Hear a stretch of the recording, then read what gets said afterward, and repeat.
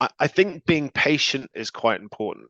Mm, Um, so founders founders particularly being patient, because making rapid decisions is what has got them where they've got to, and that is what a scale up looks. That's what a startup looks like.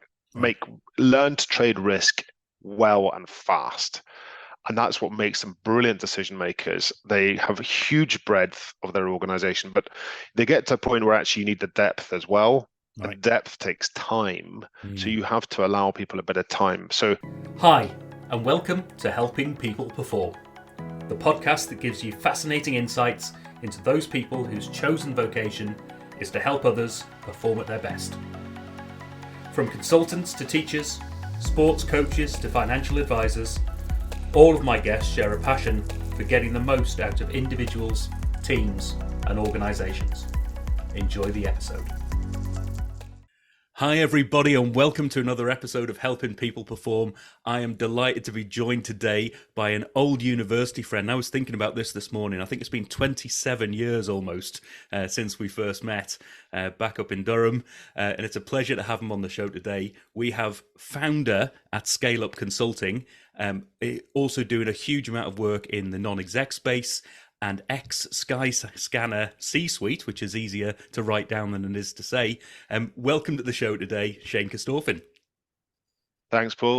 Lovely to be here. Thanks for having me.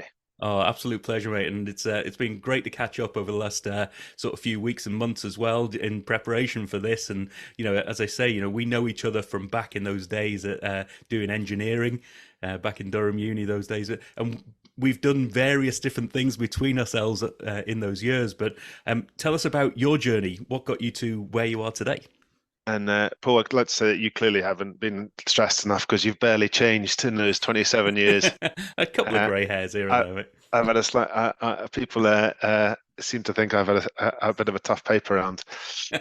So what have I been doing since? I enjoyed our sort of master's in engineering world, which is it's an amazing grounding. Mm, I think particularly in how you solve problems, yeah. and how you think about. It's amazing. The book we read, The Goal, Mm, is now in most of the tech companies I work with, right. and it's all about a sort of degree of just in time, and also like sort of identifying constraints, Mm, reducing to the constraints. So it's sort of theory of constraints analysis, TOC stuff. So mm, so a brilliant grounding. Then went off, became an accountant, started my first kind of tech or e-commerce company whilst training with PwC. Ran that for a period of time, and became the second biggest male grooming e-commerce site in the UK. But at the same time, I was getting married, and actually, I began to get a bit stressed that I needed to go and have I guess a more consistent job. right. Moved into leverage finance in London, caught all the boom years on that up to 2008. Then moved back to Scotland, and then moved into a sort of COO role, Right. sort of head of business management role with Barclays, and back on a plane to London doing that. And it was about 2,000 people, 2 billion turnover sort of number, Mm, Barclays corporate. And then an interesting business came in looking for debt. The guys from the leverage finance team said, look, you understand this space. You used to do leverage finance. What do you think? And I think my view was, don't touch some of the barge pole. And then another friend said they are looking for a CFO. They're growing quite fast. They're like 30 people. Do you want to have a chat? And I was continuing to mentor startups through the Princess Trust. I've always okay. done that. Yeah. I've always been involved with sort of like e-commerce-y type companies, even ever since sort of selling mine on. So I did, Mm, and a long journey started, but eventually ended up with me moving to a company called Skyscanner, right. which was great. It was a hell of a journey. It's funny now. And we'll chat about this later, I'm sure. But I look when I'm working with clients, I talk about kind of like operational excellence, Mm, and there's some underlying foundations that you have to have as well. But broadly, you've got people, strategy, and delivery. right. And actually, I look at the three of us that drove that sat at the top of that organization. Mm, And we had Gareth, one of the original founders, The other two founders had sort of were stepping away as I joined when we were about 50 people, 50 to 80 people, I think, by the time. And then, so we had one very focused on long-term strategy, one very focused on people. And I suspect I was given my focus on numbers and execution and obsession with it, probably quite firmly on the delivery side. Right. Not the engineering delivery side. I think we were all sort of all over that, but just in terms of numbers, KPIs, moving the business forward and execution. And that was a magical journey and involved me doing 4 years as CFO. For a while, I held the title as having done the biggest private tech raise in the UK, and then Deliveroo trumped me almost later when I raised 200 million pounds at $1 billion. And then I moved to Miami to run growth, globally growth, and it was about 400 people in that org by that point. And that was magical. It's a real head scratcher. We were doing a base of 20 billion ticket value at that point, and how do you grow 20 billion? And we were malcontent. So really, anything under 50% growth was always disappointing. So how do you take 20 billion and grow at 50% across 200 markets, 30 languages? I always loved that multi-market kind of localization head scratcher. Right. And we did, we built a phenomenal business. And then sold it to a company called Ctrip, right? Now Trip.com. And they bought it for $1.8 billion in 2016. Wow. Quite a while ago now, 8 years ago now. Wow. Fantastic. And so I stayed there for a while. I stayed there till the end of 2019, and actually I was genuinely exhausted at that point. I was losing my memory quite a lot, and I just completely, I'd fallen out of love with business, to be honest. So I took a bit of time out, started mentoring a couple of scale ups. That then moved to sort of starting to fall back in love with business, took on non-exec role with a company called Simple Online Pharmacy. Right. Oh, in the meantime, I also retrained as a cabinet maker. I was going to mention that at some point. Actually. Yeah, that was magical. I loved that. It was a forced downtime that was needed. Yeah. Simple Online Pharmacy, fantastic business, Glasgow based, but kind of UK online, growing incredibly quickly. I love working with them, and then was lucky enough to join the board of Sykes, which is slightly the other end of the spectrum. It's sort of over 1,000 people. The biggest now, the biggest book of cottages in the UK. If you want to rent a property, that's probably who you'll go through one of their brands. And that's been magic. And they've got a big team growing fast and incredibly good on execution. Right. And then I've become chairman of a company called X Design, which is a kind of digital transformation agency, I would say. So they are largely engineering based, but they do have a design function as well. Okay. And work with a whole range of clients. So if you have an area that you want to double down your engineering investment in, you can fire up 2 or 3 squads from X Design very quickly, right? Who have all worked together probably for quite a long time, multidisciplinary squad, and allow you to put some weight in behind. Whereas if you think of the time it takes to hire a multidisciplinary squad, you could be looking at first engineer to 6th engineer, 12 months. Yep. Then they've got to get used to working together, how your product owner works, daily stand-ups, all that sort of rigor. So they'll do that. You pay a premium for that. But actually, if you think of, you don't have to worry about management, don't have to, you've got somebody you could put a bit of pressure on now because they were outsourcing to them. Yep. They're working with your in-house teams alongside it. So you're keeping all your IP and knowledge there. I think they are brilliantly positioned as we come out of this dip when people have laid off a lot of full-time engineers to really grow incredibly fast. And they're already 500 people. I mean, they're not an insignificant business by any means.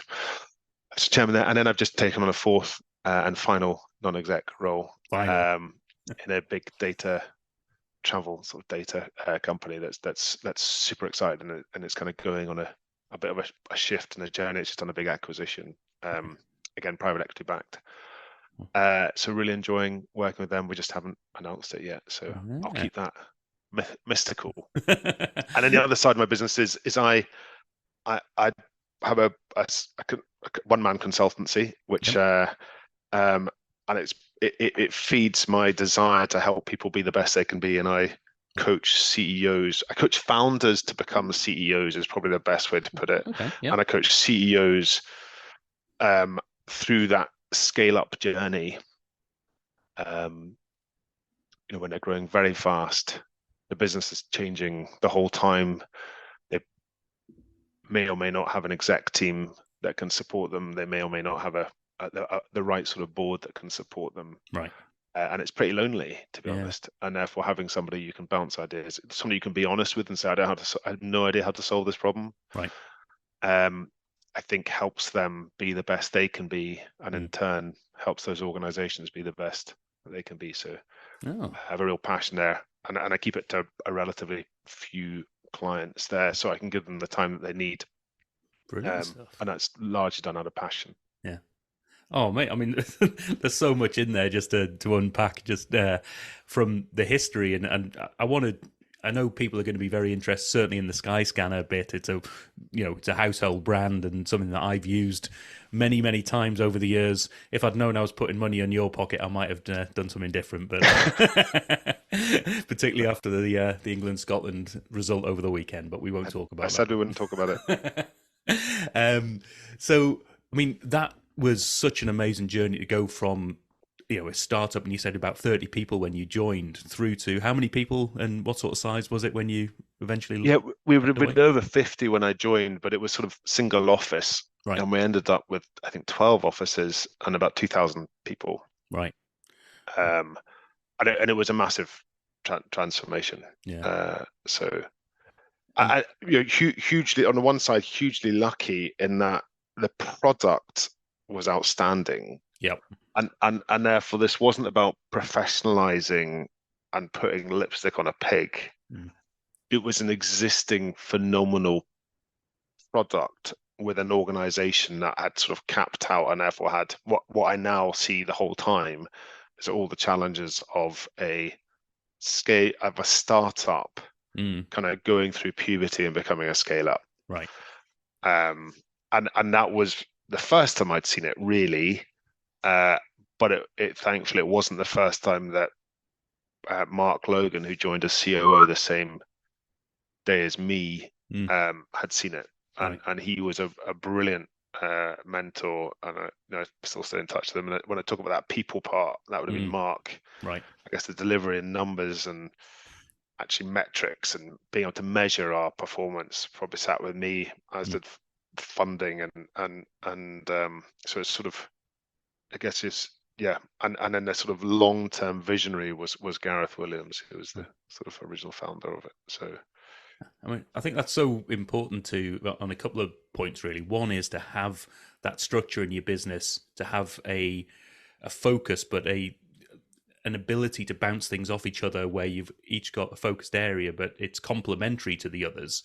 But you can challenge each other, you can bounce those ideas off each other, and you can be inspired by what the others bring.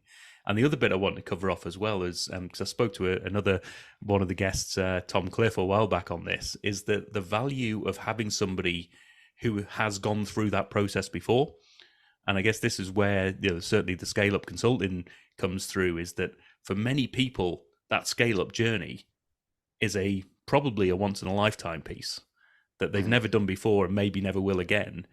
So to have somebody who's been through it, learned the lessons, understood what's gone on, is that where you see the value in certainly the consulting side that you do? hugely, and it's where I see, for me, it's where I get my energy from, my enjoyment from, in terms of I can see the impact it has. There is founders have often barely survived getting to their point of scale up, Right. and therefore they have entrenched in them a set of behaviors that are entirely natural, and yet feel like they're clashing with some parts of their org. Right. And so almost a lot of what I do is one is helping people be at peace and being able to empathize with why we are where we are, Mm. and tell people this is super normal, Right. and then the second thing is, this is how we find a way through it. Right. So all that Uh, energy that people are having on, is this normal? Is that, am I an outlier here? You can take that stress away from them to, and take those thoughts away so they can focus their mindset on what they need to do to grow and scale that business. Yeah. exactly. Mm. And I'll try and do it quite kind of consistently, not too frequently. People need time to execute. But it's a bit like seeing a personal trainer as well, right? It's everyone reverts at some point. Massive stress comes in, whatever it is, and so suddenly you will see founder 90% journey to CEO suddenly reverting back Right. and going really deep, or going dropping one in below, thinking they're helping this person, but actually completely undermining Mm. that person below them. And you'll see that sort of ad hoc, kind of rapid firefighting behavior revert completely normally. Mm. And then it's just about gently going, right, okay, we've acknowledged it. We know why you're trying to do it. This is what went well, what didn't go well. Let's work through that. Right. Um, so it's complicated, and I think it's lonely, and I think it's really important to have somebody who just works with you over a long period of time with a high degree of trust, Yeah. to help people, to help founders particularly go on that journey. Yeah. Oh, that's brilliant. I think the value that's, as I say, someone who's been through that process can bring, but also you mentioned the trusted advisor piece. How do you have a particular way in which you go about generating and developing that trust, or is it just your general approach that goes and gets those results? Yeah, do you know, I don't, I don't specifically. Nearly all my work is referral, so it kind of comes in with and it's a bit like a sort of dating process in terms of, for me, I will want to have 2 or 3 sessions as well Right. before we're kind of into any sort of formality. Mm. Um, it's yeah, so I think it builds quite quickly. Mm. You've got a high degree of empathy, and it's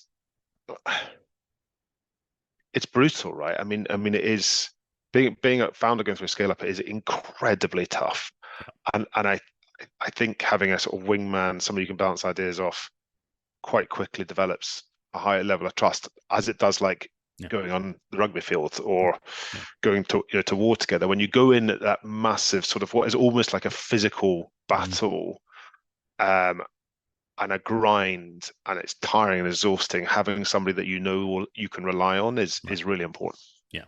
So I think it develops and develops over time, Mm. um, and it goes both ways, right? Right. So there's the issue where I struggle is when the trust goes the other way and breaks, which is, so I genuinely believe there are many ways to skin a cat. Mm. So I can now say I've seen this 3 times, and you're right, most people can't say they've seen it at all. Right. Very few people can say I've seen it once. And I can say, look, I've seen this 2 or 3 times. Here is the landmines I would avoid, but there's 2 or 3 ways to do it. This is probably the route I would take, Right. but there are many ways to skin a cat. Mm.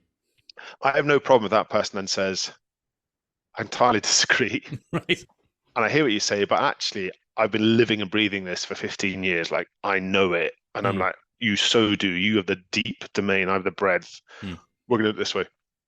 Where I find it, I struggle, and this is one of my problems of the execution obsessive side, is, I might coach out of somebody, like, where are we trying to get to, right? I mean, you're just head down, you're pounding away, but what is the, so we'll work through, like, we'll go right back to where they started the company. We'll kind of like, what is the purpose? Like, let's Right. get that so we can really communicate that. Why should somebody come and work for you? Like, Mm. why do we exist? What is and then we'll work out what is a reasonable 3 to 5 year vision. And I'll say vision because it'll be highly tangible and measurable. Purpose tends to be evergreen and intangible, Yeah. or hard. and then we'll put some pillars in behind it. And broadly, you outline here the 5 steps that we just need to work through next over the next 18 months if we're going to hit this goal in 5 years' time. And in doing that, you're being very clear about this is what we are there for. By saying we are consciously going to do these 4 or 5 things, we are saying we are not going to do right now these other 6 or 7 things, right? It's so a very conscious, we're not doing this. And I can then turn up and meet with that person, a month later, 3 weeks later. And I've coached out them kids. The first base looks like this. So you have got to get this done before you can get to 2, 3, 4, 5. Right. 100%. Okay. So you meet them 3 weeks or 4 weeks later, and you say, how are you getting on? And they say, well, I've been thinking about third base. And I don't think it's quite right. Okay, well, it's going to be directional. I know fine well that stuff will change anyway as we work through the chapters of the book. It'll tweak, it'll amend, but I'm at peace with that. And I understand some people aren't at peace with that. They need it to be almost perfect. Right. But you say, okay, but how's first base coming on? I haven't got there yet. I haven't got there. You then meet 3 weeks later again, and you say, how are you getting on? How are you getting that? And it tends to be people. Most of what I do is tech. There's very few assets. It's people. Right. It tends to be like fixing a people problem, people team, building a platform, whatever it might be. How are you getting on with first base? And I say, well, I've been thinking about fifth base and this. And actually, I just sort of gently move away from them. Because I can't. I charge my time because I think people then respect it more. And actually, it means I don't get sort of frustrated getting dragged in for meetings and stuff because I'm like, actually, this is getting paid well for this. I tend to operate only in 20 million turnover and up companies and roughly 50 people. Right. So they've got the right sorts of problem, but they've got the funding to be able to fix this stuff. Yeah. So they can fix it. But I'm not a babysitter. Yeah. And like if you coach out and somebody knows what they've got to do and they still can't do it. And if I was an investor, I would almost take this route, get to know like that long dating process, and then really get a feel for where you'd invest and where you wouldn't invest, because execution is much rarer than people realize it is. Right. And there are definitely founders in sort of decent sized businesses who I think have been really good on the strategy and vision side, have been able to talk a great talk in terms of recruiting people, and have probably hired a great number 2 ops person. But because that ops person is learning from a founder that may not have the operational skills, they eventually cap out. Right. And they're kind of going on literally first principles of just getting stuff done. But actually, you need a whole bunch of other tools than I can just get stuff done and write lists and execute, because you burn out. Like, you just can't pedal faster. You have to have other gears to go through. And they're learning off this individual who probably is the right visionary and all the rest of it. But actually, if they're scatty or they can't communicate or they can't manage or set objectives for this person eventually caps out. Right. And that is probably where that business will peak. Right. And that's fine. But it's where it will peak. And that's not my where I'm at. Right. I like to build businesses that have massive ambition. I want to be really big, and teams that want to execute, and build the best they can do, and have a degree of focus. So, and that's rare. And therefore, it's taken me a long time to sort of sift through, I guess, and find the clients I have now. Yep. And they're really fantastic, and I genuinely look forward to every session I have with them. Yeah. And it's usually rewarding because we'll coach something out of them, and then 4 weeks later they'll be like, we've done it, we've seen this. Or 6 months later they'll be like, we're now seeing the impact come through of the foundations we laid back here. So yeah, I can't remember where your question started. No, I mean, there's so many learnings from that, both in terms of the structure that you've got to have, the people you've got, but I think from a practitioner perspective, even from the coaching side and the consulting side, knowing who your client, who you work best with, who gets you out of bed in the morning and excited about what you do, and being able to identify when to step away from those things.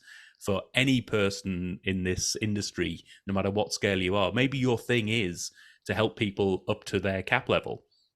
Maybe that's what gives you the excitement in terms of what you do, but maybe it's gone beyond that, or maybe it's something completely different. But finding that thing that excites you is going to make you a better performer ultimately. Yeah. And I think that in turn helps the people you're helping to be as best they can be. It does. It's a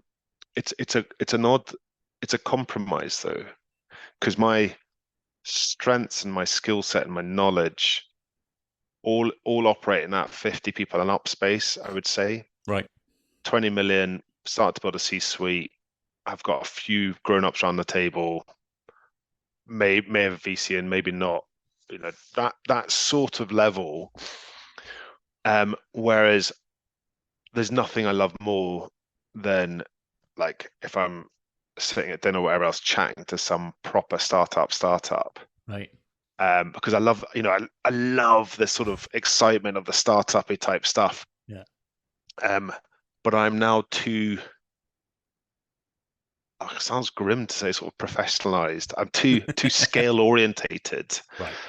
to be able to be any more useful than your average guy in the pub of, like, I like pink or I like blue, whatever, at that level. And therefore they say, it'd be really useful to have a chat. And I'm like, I'm no good to you, actually. So I get tons of energy out of that area, and I love hearing those ideas, but I'm absolutely zero use to them broadly, other than saying, great job, well done, stick at it, which anyone can do. Their mum can do that. Whereas the bigger space does give me, I guess, energy as well, but I have much more leverage of my ability to kind of have an impact, I think. Yeah. I mean, that comes on nicely to a question I'll ask all my guests around what helps you perform at your best. What are the things that you do that keep you at your peak and keep challenging you to be better? I mean, I think that's a brilliant question. Like time, by time I mean space, right, is really important. I operated, including Zoom. I mean, I had 13-hour time difference in me based in Miami and my team in Beijing, and so I would start Zoom at 5:36 in the morning, right, and I could have up to 19 meetings a day and kind of get handed a sandwich on the way in, right, my PA, and just like dish, dish, dish. And that's one of the problems when you scale, is your senior team becomes a massive bottleneck, and actually there is only so much you can do. At some point, there are creaking points where you're always going to be just consumed by it. Right. That's just you can't perfectly time when somebody leaves, when you recruit somebody, when you're pushing out a process. And now I really value headspace and time to be able to think about my clients, and think about how I can help them. I always ask them to send me an agenda the day before the meeting. Okay. And it will tend to be, depending on what the relationship is, we'll be working through the chapters, like not literally the chapters of a book. Everything is bespoke because every company is different, and actually every CEO and founder are different. But you'll be sort of working through how to get to the sort of next state in a kind of consistent way. But there will be a 40% which is like, this platform's on fire. Can I just run it past you? Can we have a chat about it? I just need to bounce it with somebody. So that's why I love the agenda. It's like, but get us the day before. So when I go out and go for a walk, whatever, I can think about it. I can think about experiences I've had. I can think about comparable models. So I think time and planning are absolutely great. I do not have a magic wand at all. I can nudge and I can coach, and you move from kind of coaching. You've got directing, you've got prescribing, and I will flip back and forwards depending on the need of the client. Right. I am not a straight up coach, and there are a lot of coaches who are much better than me, but I have probably more empathy for scale up CEOs than most coaches, because been there, Yeah. and I've been there now quite a lot, and I can do the directing piece if I have to, because that's, I guess, one of the skills that I've learned is how to be very prescriptive, but in a like prescribed framework. Within that, do whatever you like. Right. Just don't step outside these boundaries, please, because that's massive risk, and this is super low risk. And Right. You can play in so, this and space, but outside of that, it starts getting dangerous, and that's where yeah, that's where you're yeah. likely So to slip up. whatever it might be, whatever's sort of needed at that point in time, is kind of how I'll flip between those roles. Right. But I need heads coming back to your question. I need headspace and time to flip into those roles, to think about it. I have a bunch of like proprietary materials as well and slides that I will use to bring something to life, and they might help influence somebody on something. Right. So is that maybe where some of the things like the woodworking element came in, learning that carpentry and cabinetry making side, something to allow you to have that space and to have that headspace to not think about the business bit and almost reignite your love for it and your passion for it by not thinking about it and stepping away from it? Is that something that rings true to you? Paul, you're dead right. So I didn't know that at the time. Right. There's a couple of things, um, I think we are built, particularly in these scale ups, to treat things like a race, right? Where there's a finish line. And one of the really hardest things is the finish line moves quite often. Right. And if you can imagine, if you're running, I have to confess, I've never run a marathon. Have you run a marathon? I ate one once, but I think they call them Snickers these days. So yeah. Okay, yeah. So if you've got to run a marathon and then 200 meters from the line, or even a mile from the line, somebody says, "Oh, we're going to whack another half on." Right. You've probably not managed your energy levels, and it's very hard for us to mentally think, I just need to run in perpetuity and be at peace with that. Right. So I think a lot of what you see in scale ups is people put these sort of finish, rather than calling it a milestone, they put a finish line in place. Right. And rather than realizing they're building a kind of living, breathing organism that will last well beyond them, should last well beyond them, founders, CFOs, whatever role, COO.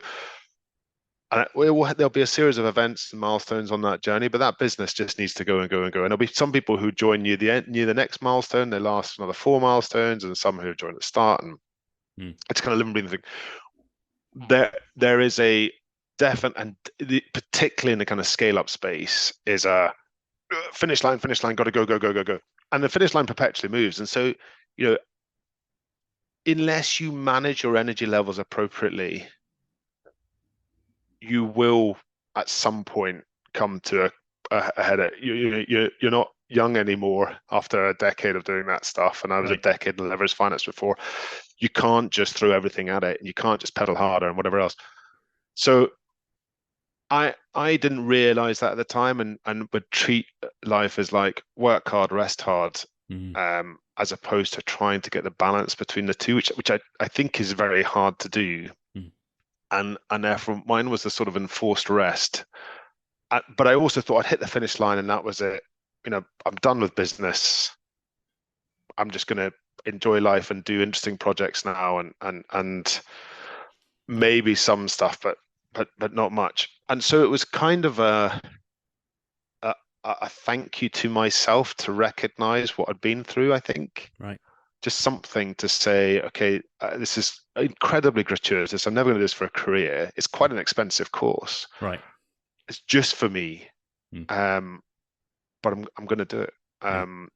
And that created a sort of peace and a sort of removed any sort of last frustrations around about what ifs or anything that we've all got from various stages of our lives, and so it was incredibly healing, but that wasn't the intention. I thought that was me just done. Like I thought I'll do this and I might woodwork for the rest of my life, and I was learning to fly. Broadly, I was working my way through a midlife crisis list and just ticking stuff off. And I ticked a lot of them off, and I really enjoyed them, and I became a much more interesting person, I think, as a result. I have a lot of kind of random interests now. But my woodworking skills will never go through the accelerated, intense learning that my business skills have. Right. I've always operated in accelerated learning environments, whether that's kind of in London and working all through the day and through the night when deals, and sort of meeting my wife for lunch the next day and Mm. saying, sorry, I didn't come home at all last night, Right. to that kind of scale up to flying all over the world to, it was kind of all encompassing. Mm. Um, and that has a compound effect. Yeah.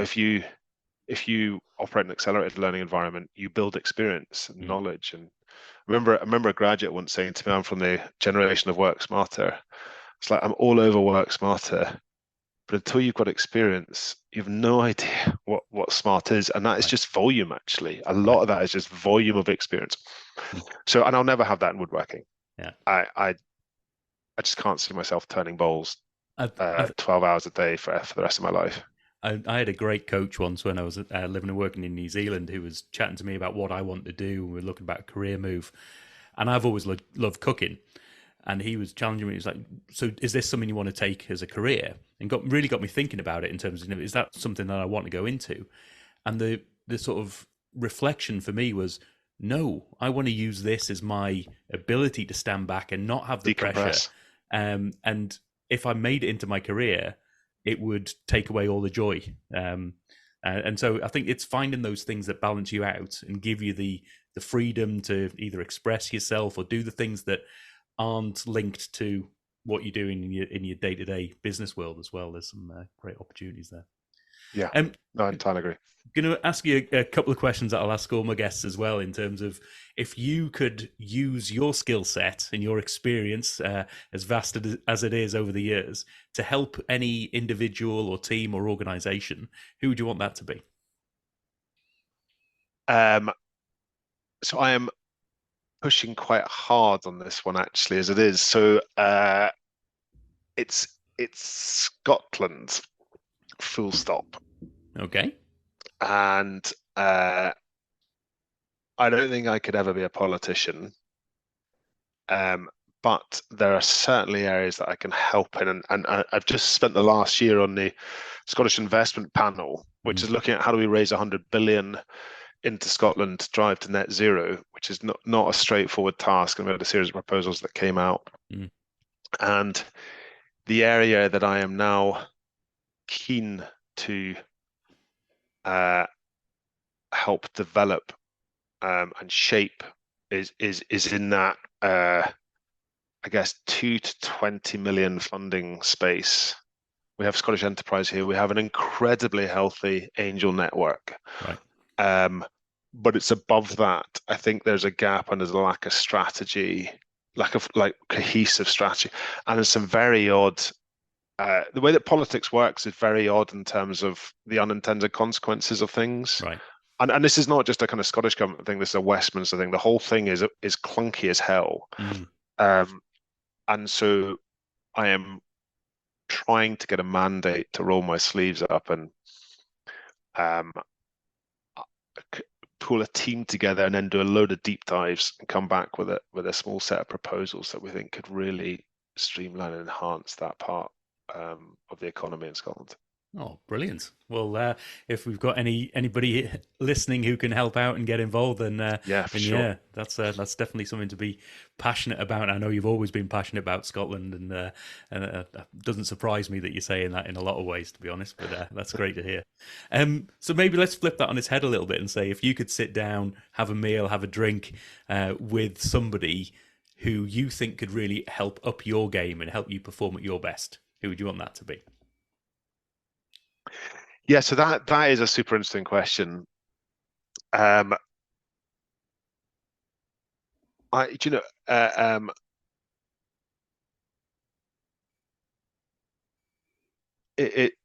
it's I think I think about that sort of people strategy and delivery piece and or in terms of business. And I've always been quite an open person. I've been lucky that I could absorb information from people because I will tell them what is worrying me or Mm. frustrating me rather than sort of block it in. And so this journey I've been on recently, I've had a sort of ton of help from people in terms of actually how to deal with not being a 100-hour week kind of person. Right. Um, um, kind of going back to the business piece, because that is where my passion is, I think, where my heart is. I was lucky. I worked with a guy called Mark Logan, who's now Chief Entrepreneurial Officer for Scotland. Wow. And he was our COO, and I learned a ton off him on the people side. Mm. Um, I am naturally an executor, operator, numbers, metrics type guy. And actually I am also a dreamer. So I exist right out on that strategy, 3 to 5. My Scotland goal is like a 2050 goal. Like I Right. love being way out, Right. but I'm also nuts and bolts execution, 100-day plan. One of the people I love though is Simon Sinek on the people side. He disrupts my thinking. I highly influenced by kind of corporate life when I had that part of my career. A lot that unpicked by Mark Logan, which is brilliant in terms of how to really enable people and communicate and give people agency and help them to be the best they can be. Yeah. But occasionally I revert, like anyone does, right? Yeah. I revert back to let's just get this done. And therefore I think I'd learn a huge amount, or I'd be challenged a huge amount by going for a pint with Simon Sinek on stuff, I think. Yeah. No, I think that's an amazing answer, one for the individual, but also for the thinking in terms of where's the gap for me, where's the risk, and who can I learn from to be the better version of myself, and sort of make sure I don't trip up in those areas. I mean, absolutely amazing chatting as always, Shane. And I just wanted to maybe close out a little bit with, if you were to, let's focus on the scale up bit. If you were to give 1 or 2 bits of advice that you think are key for people going through that scale up journey, what would that be? Well, that 1 or 2 bits is quite difficult. I think being patient is quite important. So founders particularly being patient, because making rapid decisions is what has got them where they've got to, and that is what a scale up looks. That's what a startup looks like. Right. Learn to trade risk well and fast. And that's what makes them brilliant decision makers. They have a huge breadth of their organization, but they get to a point where actually you need the depth as well. Right. And depth takes time. So you have to allow people a bit of time. So I would say kind of, I guess, hire well and be patient would be 2 really important things.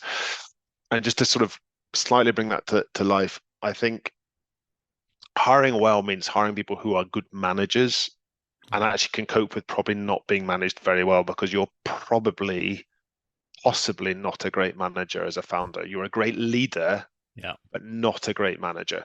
And that has massive downsides at times. Just setting objectives, direction, being clear, giving people agency. But I think if you can be patient and you can hire well, then you'll do very well. The other bit of the patience is, at some point, that strength of quick fleet of foot and changing direction, like all superpowers become weaknesses at some point. And at its extreme, that becomes a weakness. When you think you're still in a speedboat and the guys are in the rings behind you and you're changing direction every 2 minutes and it goes from being fun to everyone's being sick. Right. That's the piece to sort of be more conscious of like consistency, communication, start to think slightly longer term, give people more time to do things and go deeper rather than on that superficial area you've been operating. I think it's really important. Oh, mate, that's some amazing lessons throughout all this and some fantastic stories throughout it as well. So if people wanted to find out more or get in touch, what would be the best way to find out more about what you do, or maybe around the Scotland piece as well? Probably LinkedIn's easiest. Right. Yeah, I think I'm the only Shane Corstorphine on LinkedIn. Right. So that would be I think that'd be the best way to find me. But Paul, look, I really appreciate you hosting me, and congrats to you as well on the fantastic journey you're doing. I'm loving these podcasts that you're doing as well. So absolutely brilliant, and helping loads of businesses. So thank you, and well done to you. Well, really appreciate that, Shane, and I'm sure we'll be catching up and chatting again soon. But for the meantime, thanks for being an awesome guest on the show, Shane Corstorphine. No problem. Thanks again. Cheers. Thanks for listening to today's episode. If you liked what you heard, then please give the podcast a rate, review and share. I'm Paul Teasdale, and from sausage making to banking, oil and gas to Formula One, I help people perform. If you'd like to find out more and have a conversation, contact me via helpingpeopleperform.com.